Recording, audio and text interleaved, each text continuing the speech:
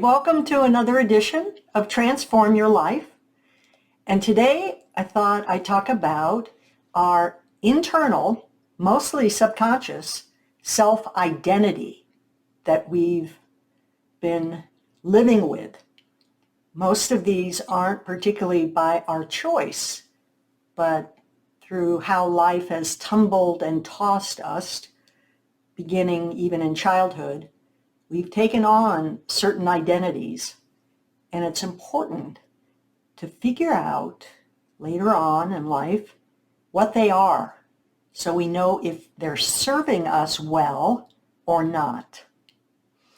I recently wrote an article on this, and I entitled it Crafting Your Destiny, Unlocking the Code of Your Self-Identity.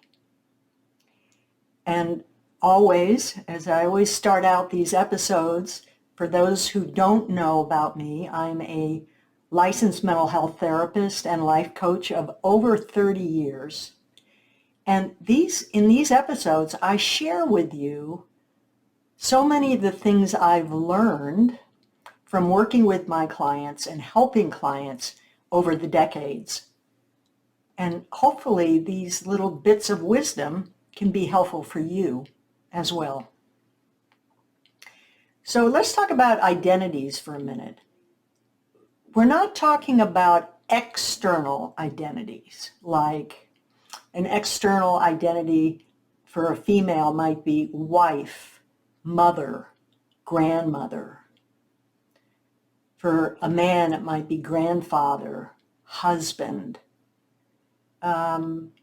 External identities can also be things like southerner, northerner, middle class, working class, all kinds of things like that. Those are external. What I'm going to be referring to today is the importance of knowing our internal identities, how we identify ourselves, even on a subconscious level, we're not even aware of it. And boy, I see this come up so often when I'm working with my clients.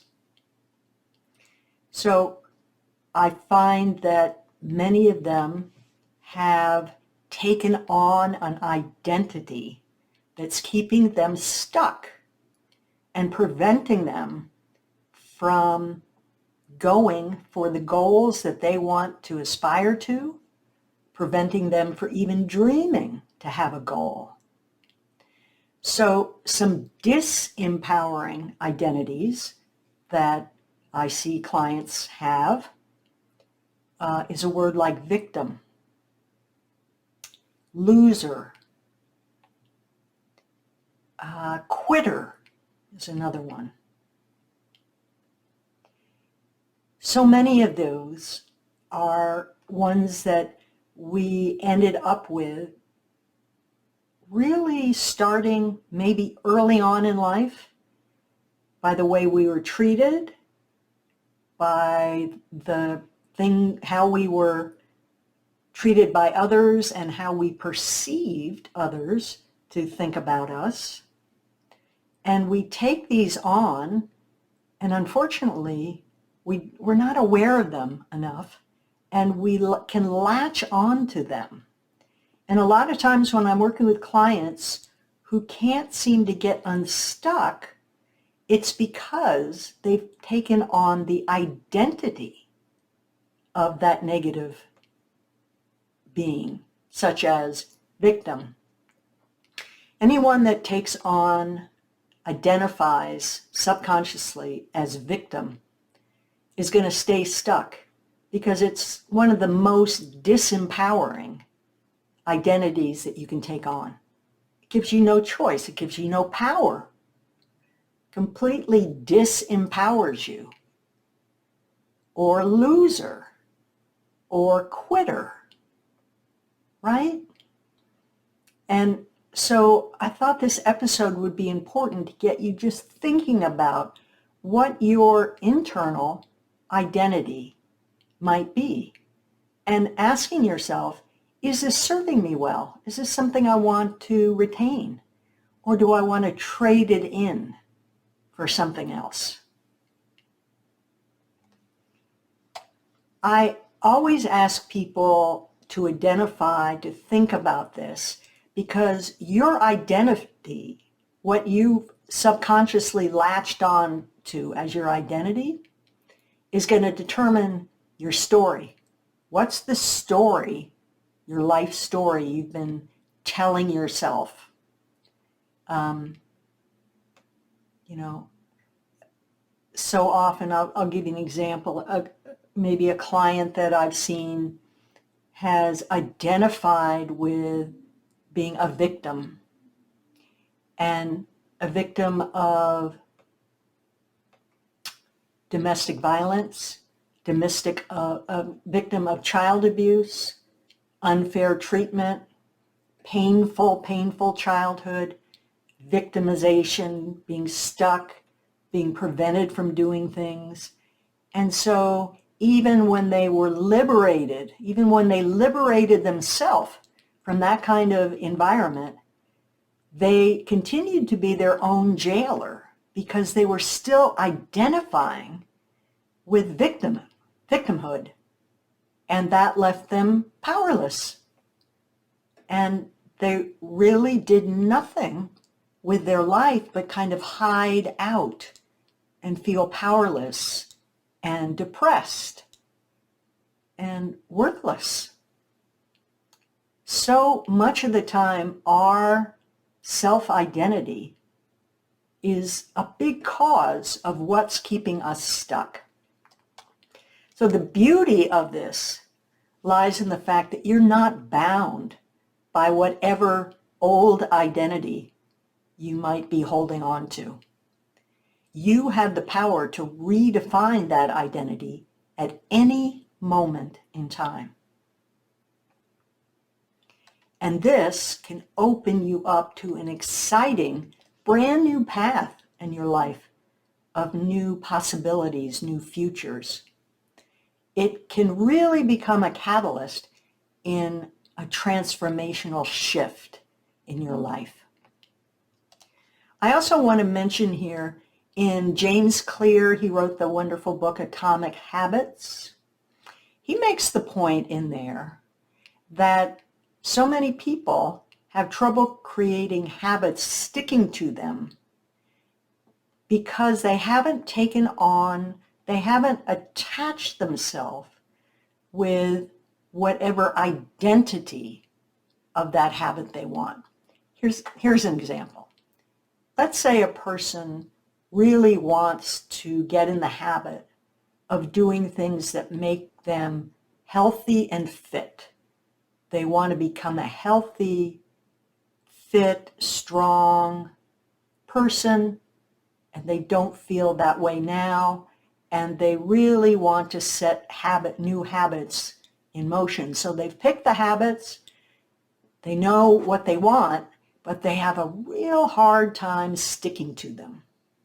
And he makes the point that the first step needs to be to pick your identity with that habit first. So let's say the person I just described is wanting to be fit and healthy, but let's say their internal identity is one of lazy, can't follow through. That is going to get in their way throughout. They can try to create these habits of things to do in their life every day, but it's not going to maintain itself because they're still identifying as lazy, loser, or quitter. But let's shift that around and imagine that that person first identifies what is the identity they want from that habit. First of all, do they really want it? Is that habit, is that change something they really want, they're committed to?